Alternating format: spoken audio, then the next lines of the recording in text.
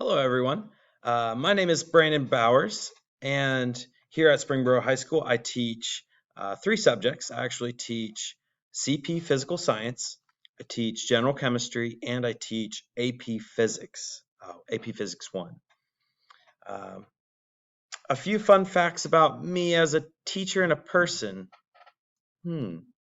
As a teacher, I actually taught in West Virginia, which was a really fun experience for me. Um, I actually taught math in West Virginia, so that was a different experience than I have here.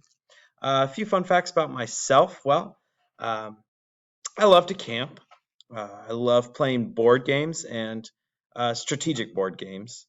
Uh, I like, plotting my strategy. Okay. I love playing sports. Man, volleyball, golf, spike ball, tennis, softball. Love playing all types of sports. Um, And one final thing, a little fun fact about myself. I actually grew up in Amish country.